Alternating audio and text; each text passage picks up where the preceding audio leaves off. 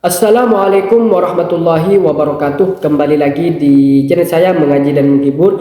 Di video kali ini saya akan membacakan sebuah artikel salah seorang santri yang diupload di situs terpercaya tanpa saya menyebutkan situsnya apa. Intinya ini adalah situs pemilik pondok pesantren terbesar tertua. Baik, di sini saya akan langsung membacakan judulnya saja. Di sini sangat menarik ya. Saya bacakan judulnya. Menjawab Hayalan Maulana Ishaq Fuad Pleret dan Fakih Wirahadiningrat. Baik, di sini saya akan membacakan dari awal biar kita paham atas video kemarin yang lagi-lagi viral. Ini tentang, bahkan di dalam videonya itu ada mubahalah, kemudian ada janji, ada intinya banyak hayalan-hayalan di dalamnya. Baik, di sini saya akan membacakan artikelnya. Bismillahirrahmanirrahim. Beberapa waktu yang lalu, 17, yakni tanggal 17 bulan 11 2023, pemilik akun YouTube Gus Fuad Channel, nah ini pemilik channelnya ya, mempublikasikan sebuah video yang lagi-lagi bikin geger bangsa Indonesia. Jadi videonya yang kemarin beliau upload itu membuat geger orang Indonesia ya, membuat apa ya, aneh lah gitu, khususnya bagi bangsa Indonesia. Bagaimana tidak, di sini dalam video berdurasi 54 menit lebih 10 detik, itu menyoroti sebuah pengalaman pribadi Maulana Ishaq, seorang Gus asal Kudus yang mengaku telah bermimpi Nabi berkali-kali, bahkan lebih sekedar 20 kali. Jadi di dalam videonya itu ada seorang Gus yang mengaku bermimpi dengan Nabi, bahkan beliau mengatakan lebih dari 20 kali. Saya lanjut dulu. Mimpinya dengan Nabi itu menurutnya sebab berkah mengamalkan hadis Nabi yang ia temukan dalam kitab Afdhalus Sholawat ala Sayyidis Syadat halaman 18 karangan Syekh Yusuf bin Ismail An-Nabani dengan bunyi man sholla alayya fi kulli yaumin alfa marrah lam yamut hatta yara maq'adahu minal jannah, yang artinya barang siapa yang bersolawat kepadaku sebanyak 1000 kali dalam tiap hari, maka ia tidak akan mati sebelum mengetahui tempatnya di surga. Maka tak heran menurut dia, yakni Gus barusan yang mengakui mimpi dengan Nabi, bila dirinya sudah mengetahui tempatnya di surga sebagaimana keterangan hadis di atas. Beliau mengatakan seperti ini, kalau saya mengetahui tempat saya di surga ketika umur 14 tahun, karena saya mengamalkan hadis ini bukan karena halu. Paham ya? Kitab ini Afdhalus Sholawat ala Sayyidis Syadat yang saya pakai pegangan. Ini di detik berapa ini? 15.58 sampai 16.09. Selain itu, ia juga bercerita bahwa di salah satu mimpinya ia bertanya kepada Rasul terkait Ba'alawi. Katanya ya Rasulullah, kaum Ba'alawi itu cucumu atau bukan? Rasulullah Muhammad, saya tanya seperti itu, kata Gus barusannya.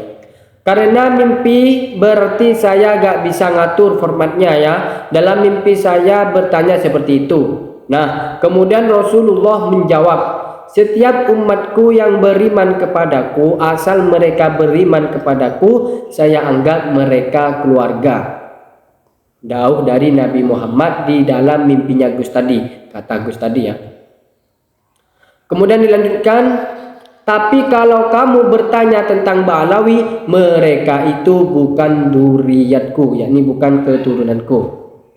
Di detik 21.59 sampai 22.39. Kemudian di mimpi lainnya lagi ia bermimpi Nabi dalam keadaan menyayat hati, sedih, murka dan marah sambil menunjuk-nunjuk dadanya sendiri. Rasulullah berkata, sampaikan sama seluruh rakyat Indonesia, kata Nabi ya di dalam mimpi Gus tadi ya, aku Rasulullah Muhammad tidak ridho bila sambil Beliau sambil gigi gerahamnya beradu menahan marah.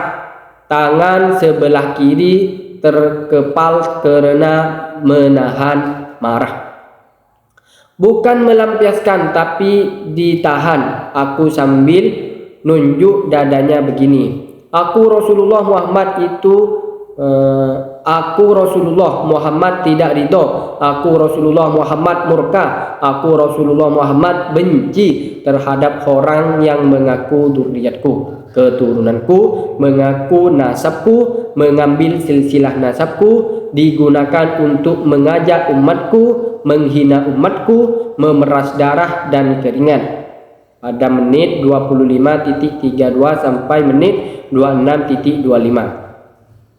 Di akhir videonya Maulana Ishaq menutup dengan mubahalah. Bila ia berdusta akan mimpi Nabi dan terputusnya nasab Alawi itu, maka ia siap menerima 3 konsekuensi. Mati dalam jangka waktu 10 hari di rumah sendiri, masuk neraka pertama kali di antara umat Nabi Muhammad, dan keluar neraka terakhir kali di antara umat Nabi Muhammad. Namun bila ia benar, semoga klaim Ba'alawi pecah dan terbongkar semua kedustaannya pada menit 43.13 sampai 46.32. Begitulah isi singkat dari video berdurasi hampir sejam tersebut. Dari sini setidaknya ada 2 hal yang akan penulis angkat.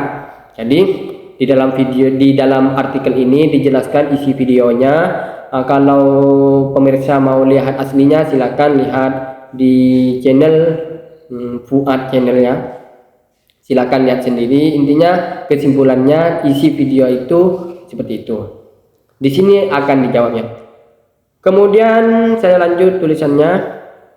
Setidaknya ada 2 hal yang akan penulis angkat. Tentu bukan tentang mubahalah atau pengakuan mimpi Nabi, karena itu perihal tanggung jawab personal. Jadi penulis di sini tidak mau menjawab tentang mubahalah dan mimpinya tersebut, karena itu termasuk urusan personalnya. Jadi penulis di sini sangat berhati-hati dalam menulisnya.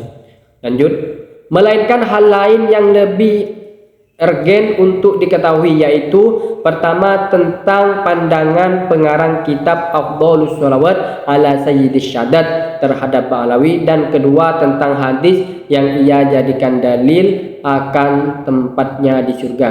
Jadi di sini membahas tentang pegangan kitab yang Gus tadi katakan, yakni kitab Afdhalus Sholawat ala Sayyidis Syadat. Pengarang kitab Afdhalus Sholawat, kitab ini merupakan karangan Syekh Yusuf bin Ismail An-Nabhani Asy-Syafi'i, seorang sufi dan sastrawan keluaran Al-Azhar Mesir. Lahir pada tahun 1265 Hijriah di Palestina. Beliau juga merupakan salah satu ulama generasi akhir yang hidup pada zaman kekhilafahan Turki Utsmani.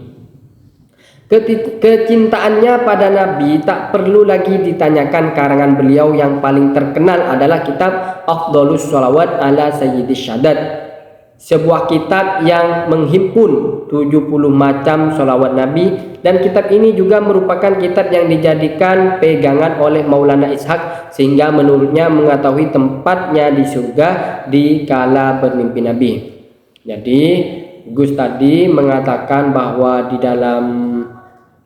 dalam isi videonya Gus Fuad tadi mengatakan bahwa bermimpi dengan Nabi, kemudian karena mengamalkan sebuah kitab Afdhalus Sholawat ala Sayyidis Syadat, dan di sini kitabnya itu dijelaskan secara detailnya. Di sini dilanjutkan tulisannya, dan ternyata Syekh Yusuf meyakini akan ketersambungan nasab Ba'alawi sampai pada Nabi. Tak sekedar itu, beliau bahkan mengakui bahwa Ba'alawi merupakan klan paling sahih dan jelas garis keturunannya. Mari kita tengok bersama redaksi lengkapnya dalam kitab beliau yang bertajuk Riyadul Jannah fi Azkaril Kitab was Sunnah, halaman 23 sampai halaman 24. Jadi mereka bertiga, Gus-Gus tiga tadi itu kan tidak mempercayai Ba'alawi. Kemudian Gus ini yang salah satu yang mengakui mimpi Nabi Muhammad itu berpegangan kepada kitab Afdhalus Shalawat, dan di sini dibantah bahwa kitab Afdhalus Shalawat pengarangnya itu mengakui nasab Ba'alawi. Ya, bahkan di sini disebutkan sangat mempercayainya ya. Kemudian sahih dan jelas sekali ya bahwa Ba'alawi itu merupakan keturunan Rasulullah, kata pengarang kitab Afdhalus Shalawat, yang kitabnya itu dijadikan rujukan oleh Maulana Ishaq tadi. Di sini berbunyi dalam kitabnya, inna sadatana ali Ba'alawi qad ajba'atil ummah al muhammadiyah fi sa'iril aqsari wal aqtari ala annahum min ashahi ahli baitin nubuwah nasaban wa asbatihim ila akhirih. Jadi Arabnya itu panjang, langsung ke artinya ya.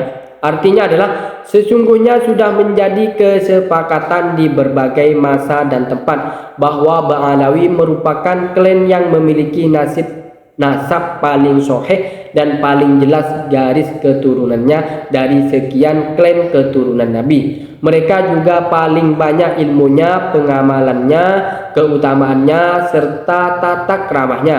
Mereka semua berada di barisan Ahlus Sunnah wal Jamaah dalam akidah dan Syafi'i dalam fikih. Banyaknya jumlah mereka bila dihitung tidaklah kurang dari jumlah 100.000. Tidak ada yang meragukan keabsahan nasab, keutamaan dan keistimewaan mereka bersebab keberkahan moyang mereka, yakni Nabi Muhammad, kecuali orang yang hanya memiliki sedikit bagian dalam agama Islam. Jadi pengarang kitab Afdhalus Shalawat di sini sangat mengakui bahwa Ba'alawi itu merupakan keturunan Rasulullah SAW, melainkan saja mereka yang berpegangan kepada kitab Afdhalus Shalawat bahkan menggugat nasab Ba'alawi, tidak mempercayai.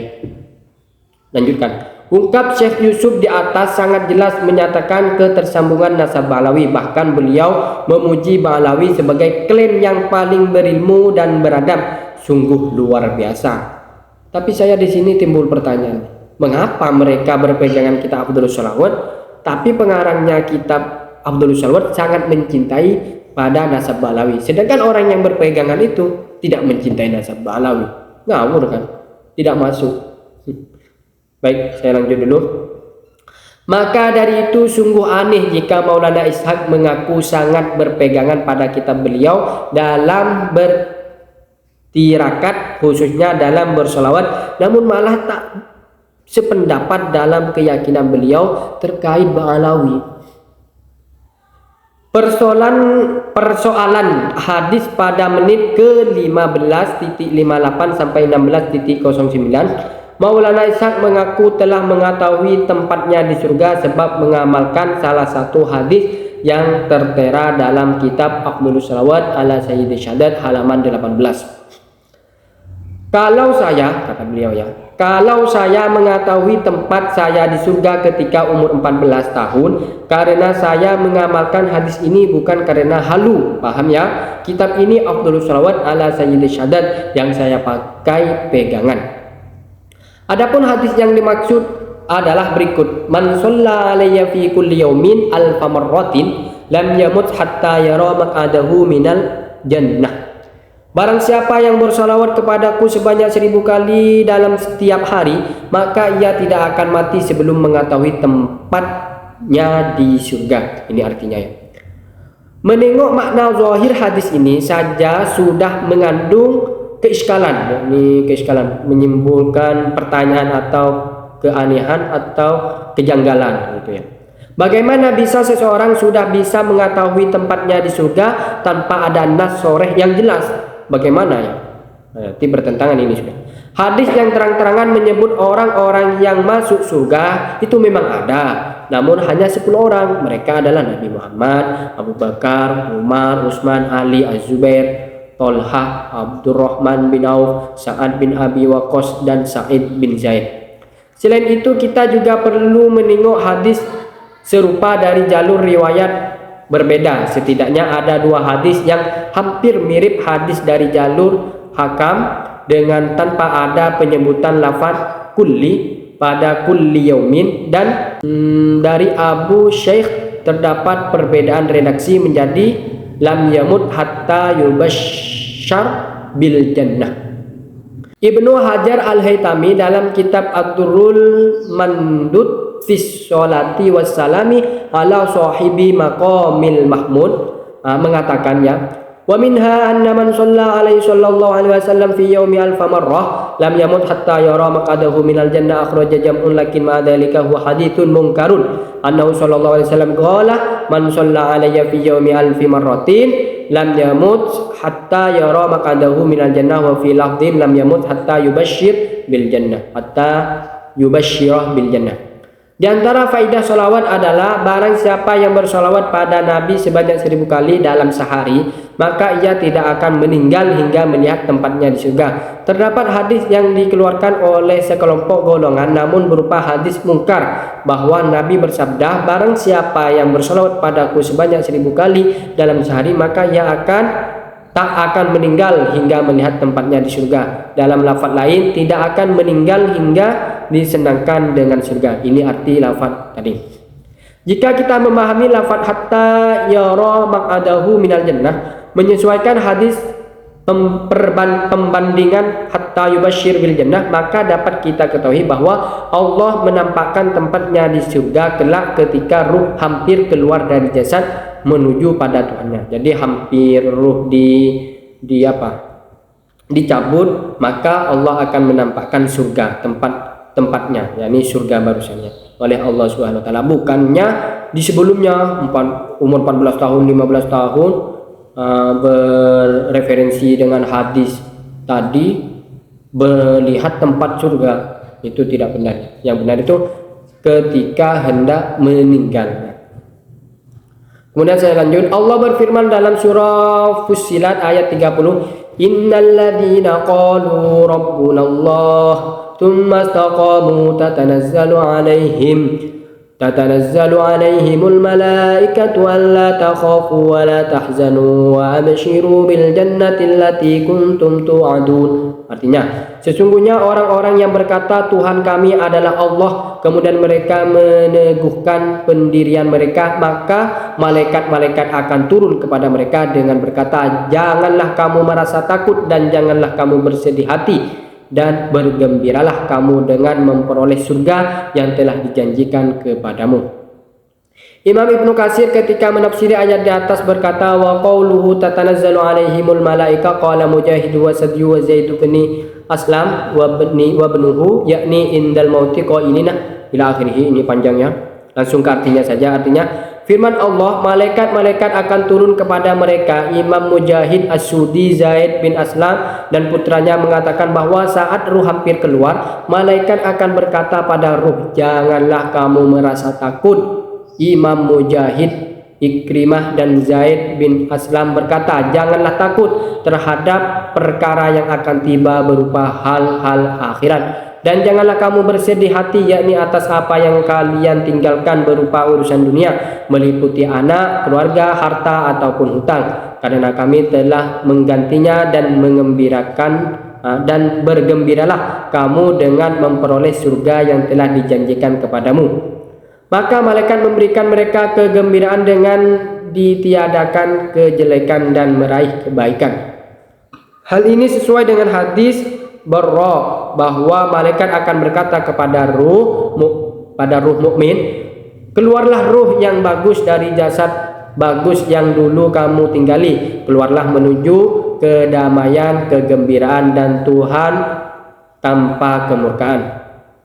Dari penjelasan barusan maka jelas maksud yara maq'adahu minal jannah adalah kelak ketika ruh hampir keluar dari jasad menuju sisi Tuhannya. Maka dikala itu Allah mengutus malaikat untuk menghibur ruh mukmin dan memberinya kabar bahagia, yang salah satunya termasuk tempat di surga. Bukan malah tahu tempatnya di surga melalui mimpi, selain karena mimpi tak bisa dibuat hujah. Juga karena orang-orang yang dipastikan masuk surga hanyalah 10 orang yang telah dinas dalam hadis sebagaimana yang telah kami sebutkan sebelumnya. Wallahu a'lam.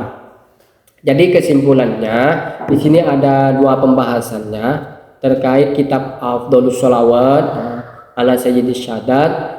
Di sini dijelaskan bahwa kitab beliau pengarangnya itu sangat mengakui dan sangat memuji klaim Ba'alawi bahwa nasab-nasab Ba'alawi atau Ubaidillah dan keturunannya itu merupakan keturunan Rasulullah SAW. Mengapa mereka yang berpegangan kepada kitab ini malah ingkar atau tidak sependapat dengan pengarang kitab yang dipegang mereka?